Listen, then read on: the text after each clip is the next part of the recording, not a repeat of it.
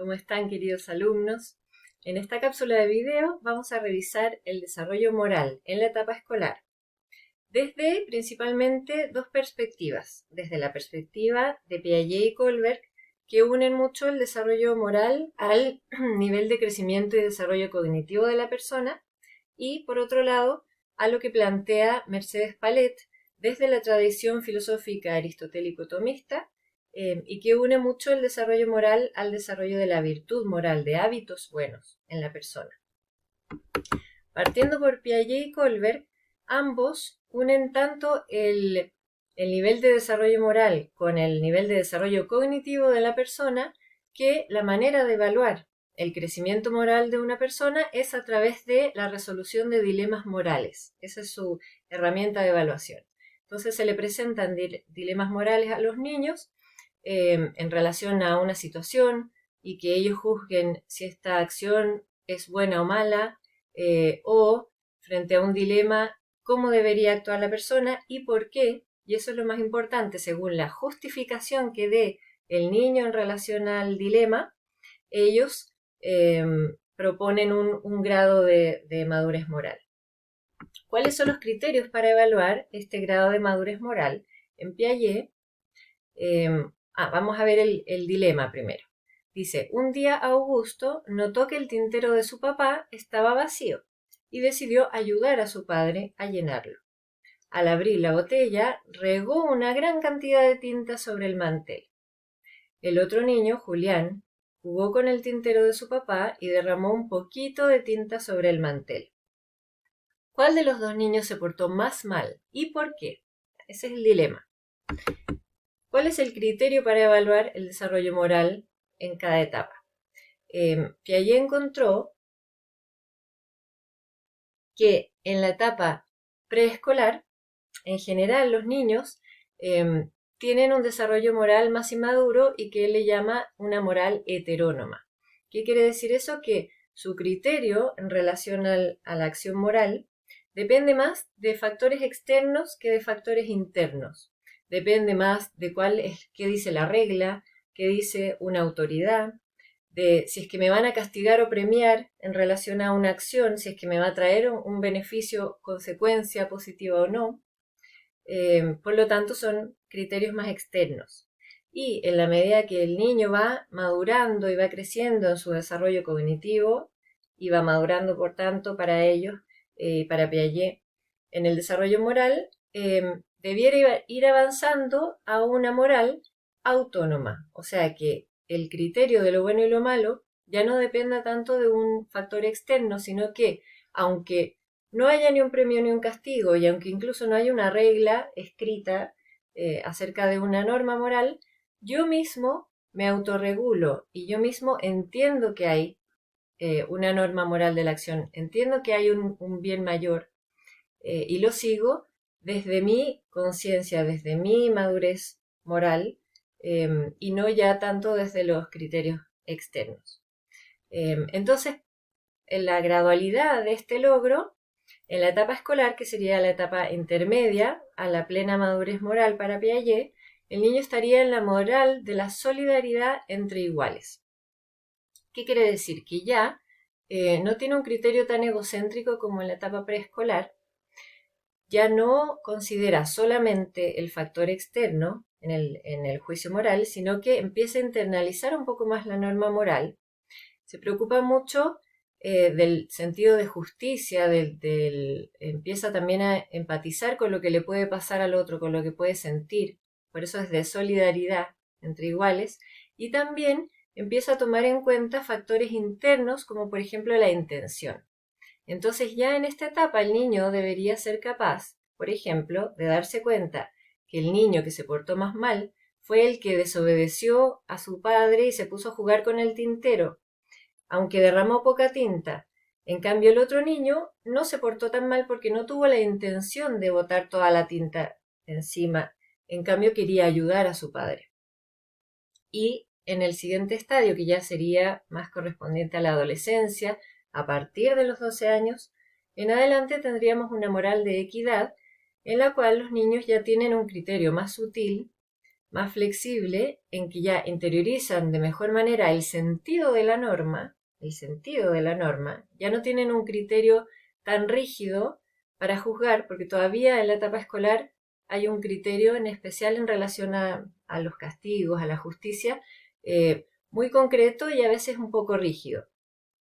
Y en la etapa escolar, en la adolescencia, ya deberían los niños ser capaces de tener un criterio más flexible y de considerar las circunstancias que rodean la situación moral y de diferenciar lo bueno o malo objetivo, digamos, el objeto bueno o malo de una acción, por ejemplo, claro, romper algo que es de otra persona, ¿ya? Que en su objeto sería algo malo, no deseable, pero lo separan, son capaces de enjuiciar también de manera diferente a la persona que realiza esta acción, considerando no solo la intención, sino que también las circunstancias en las cuales se rodeaba la persona, los factores emocionales. Entonces, una sutileza mayor para poder juzgar la acción moral. En relación a Kohlberg, el dilema moral que presenta Kohlberg es algo distinto del de Piaget. Dice, una mujer está a punto de morir de cáncer. Un farmacéutico ha descubierto una medicina que los médicos creen que podría salvarle la vida a la mujer. El farmacéutico está cobrando $2.000 estadounidenses por una pequeña dosis, 10 veces más de lo que le cuesta producirla. El marido de la enferma, Haynes, pide prestado a todas las personas que conoce, pero solo logra juntar $1.000.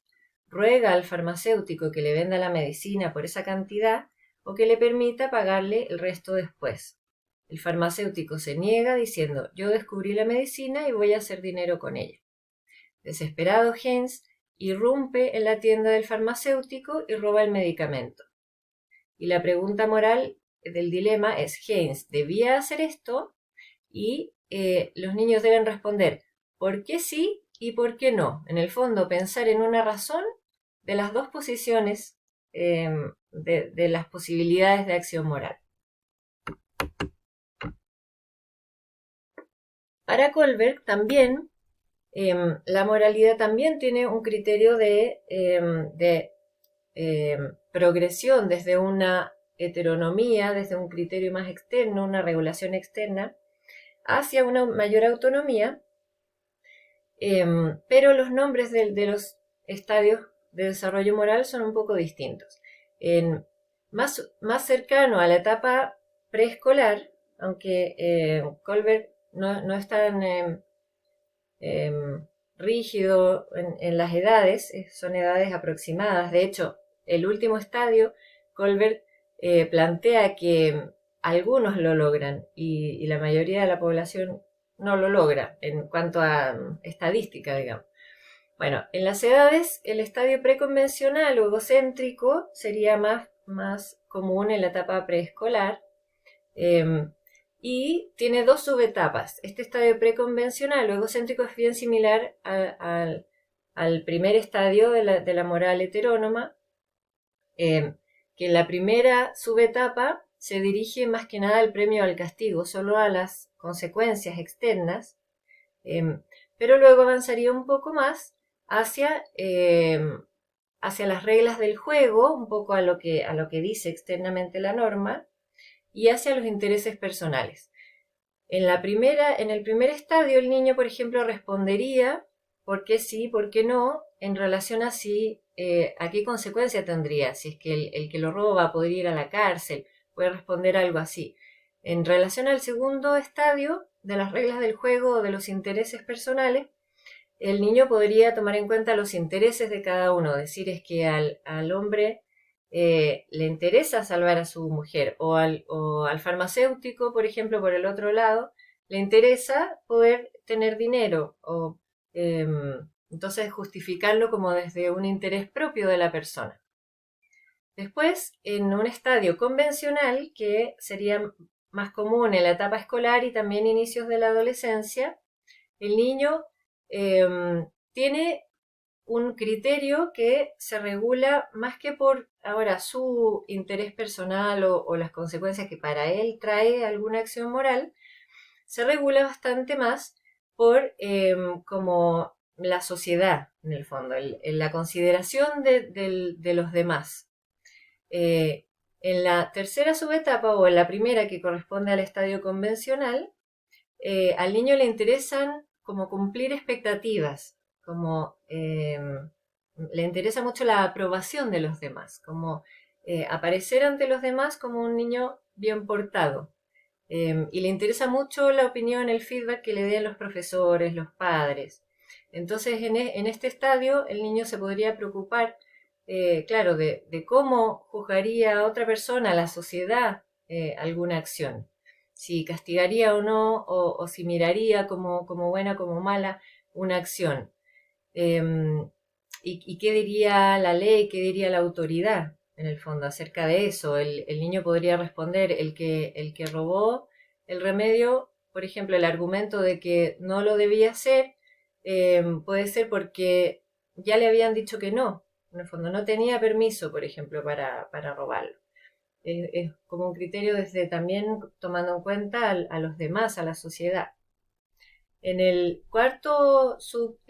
la cuarta subetapa y en un estadio un poco mayor ya en la adolescencia inicial, finales de la etapa escolar, adolescencia inicial, el niño ya podría considerar más el sistema social o como el bien común en general de la sociedad y tendría un mayor nivel de conciencia moral, de responsabilidad de sus acciones morales como hacia la sociedad, que tenemos una responsabilidad hacia la sociedad, el sentido de responsabilidad. Y en esta etapa aplica un poco lo que Kant plantea acerca de pensar qué pasaría si todos actúan de la misma, en el fondo, esto como de robar cuando tengo una urgencia. ¿Qué pasaría si todos hicieran lo mismo? Si todos robaran cuando tienen una urgencia. Sería un caos social. Entonces, en el fondo, en esta etapa se considera lo que ocurre con la sociedad, con el bien común, en relación a hacer un juicio moral. Y en el estadio postconvencional, que serían los grandes principios morales, ya unido a un pensamiento abstracto, a poder comprender el sentido de un principio moral y también tener como un compromiso con el mismo principio moral interior. La primera subetapa tiene que ver con los derechos de la humanidad, una cosa más altruista, más relacionada con el derecho, con la dignidad del ser humano, con el derecho que tiene al buen trato, en el fondo, el derecho que tiene, claro, tanto, por ejemplo, en este dilema, el derecho que tiene el marido por hacer todo lo posible por la vida, el valor de la vida de su señora, o el derecho que tiene el farmacéutico a su propiedad, por ejemplo, por otro lado, pero en el fondo ya son derechos más universales. Y en el último estadio, que Kohlberg dice que muy pocas personas lo logran, ya sería el mayor nivel de desarrollo y de madurez moral, serían los principios éticos universales, en relación a la autenticidad, a que si uno interioriza de tal manera un principio moral en todo su sentido más profundo, no importaría si es que incluso la sociedad en la cual el sujeto pertenece, no sé, permite alguna acción moral que en relación a un derecho fundamental, a un principio fundamental, se opondría la ley en el fondo, al principio moral. La persona ya tendría la madurez para darse cuenta que no necesariamente, en el fondo, que lo importante es el principio moral entendido en su pleno sentido, y eso puede o no coincidir con lo que la sociedad de turno, con lo que la cultura, el sistema político de turno considere bueno o malo o legal o no legal. ¿Ya? Uno podría darse cuenta que hay cosas que por sí mismas no son el bien mayor a pesar de que sean permitidas o legales, por ejemplo. ¿Ya? Entonces se comprende el sentido más profundo de la norma moral independiente de la sociedad o de la cultura. haciendo una síntesis final, entonces el niño en la etapa escolar ya tendría un mayor sentido de responsabilidad, de interiorización de la norma, reconocer su acción moral.